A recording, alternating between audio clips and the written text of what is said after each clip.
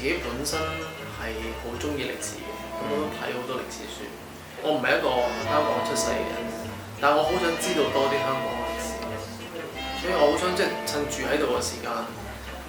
通過了解呢間屋，去了解以前啲人係點樣生活嘅，或者係因為佢哋嘅 lifestyle 係影響到我哋而家。咁你見到以前嘅人，其實佢喺每一個生活嘅細節都諗得好 detail。咁所以你有時都會諗下，而家我哋個個都揸住部 smartphone， 但係我哋係咪真係有變得更 smart？ 本身呢一個環境，即係呢度佢所處嘅一個 location 係一個好舒服嘅地方。咁仲有就係、因為我都好多呢啲古董都係自己儲翻嚟，咁你就會好愛惜每一樣嘢，同埋你慢慢開始會冇咁泛濫去買，因為你知道你屋企擺嘅每一件嘢都係你自己中意嘅。如果真係要實用就唔會住一間咁嘅屋啦。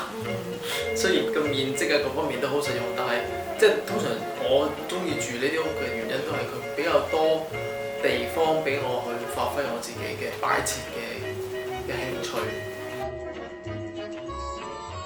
我搬入嚟嘅其中之一個原因就係佢係一個好好嘅創作嘅地方，但係我搬入嚟先至發現原來係唔嘈得嘅，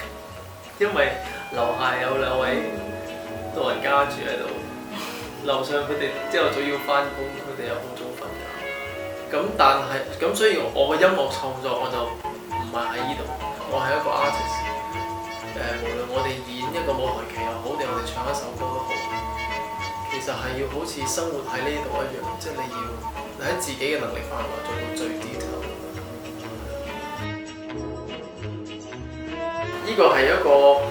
租客同埋政府或者係同呢啲文物嘅業主嘅一個不成文嘅默契嚟嘅，就係話我哋都會做翻啲同呢個地方嘅保育有關嘅嘢，即係唔係話想令到呢個地方出名，而係想更加多人去關注呢個地方。我都同我啲朋友講，我話我哋自己人生嘅回憶係冇得修補嘅，但係幸運嘅係，即係呢啲地方係可以補得翻。咁所以我覺得